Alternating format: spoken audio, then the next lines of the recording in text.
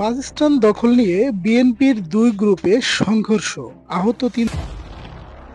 রংপুর মহাসড়কের মিঠাপুকুর বাসস্ট্যান্ডে আধিপত্য বিস্তারকে কেন্দ্র করে বিএনপির দুই গ্রুপের মধ্যে ধাওয়া পাল্টা ও সংঘর্ষের ঘটনা ঘটেছে।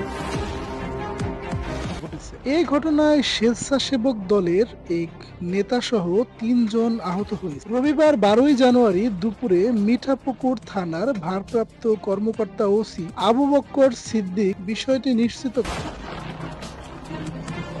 তিনি বলেন, শনিবার ১১ই জানুয়ারি রাতে উপজেলায় জয়গীরহাটে বাসস্ট্যান্ড এ সংঘর্ষের ঘটনা ঘটে। এ ঘটনায় ঢাকা রংপুর মহাসড়কে যান চলাচল বন্ধ হয়ে দীর্ঘ যানজটের সৃষ্টি হয়।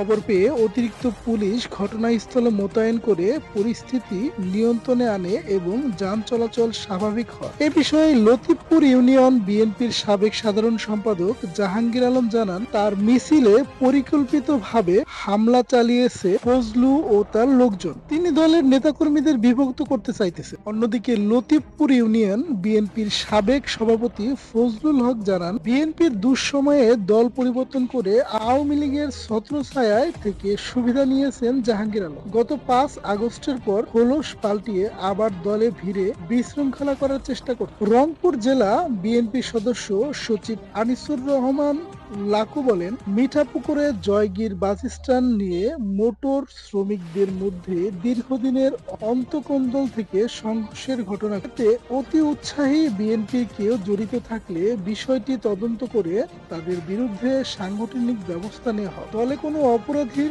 স্থান হবে না। মিঠাপুকুর থানার ভারপ্রাপ্ত কর্মকর্তা ওসি আবু বক্কর সিদ্দিক জানান, জয়গীরহাট বাসস্ট্যান্ড দুই পক্ষের ধাওয়া পাল্টা ও সংঘর্ষের ঘটনা ঘটে। খবর পেয়ে পুলিশ ঘটনাস্থলে গিয়ে পরিস্থিতি নিয়ন্ত্রণে আনে। সংঘর্ষে আহত একজনকে রংপুর মেডিকেল কলেজে হাসপাতালে ভর্তি করা হয়েছে। এ ঘটনায় দুই পক্ষের কেউই অভিযোগ করেনি। অভিযোগ পাওয়া গেলে আইন অনুযায়ী ব্যবস্থা গ্রহণ করা হবে।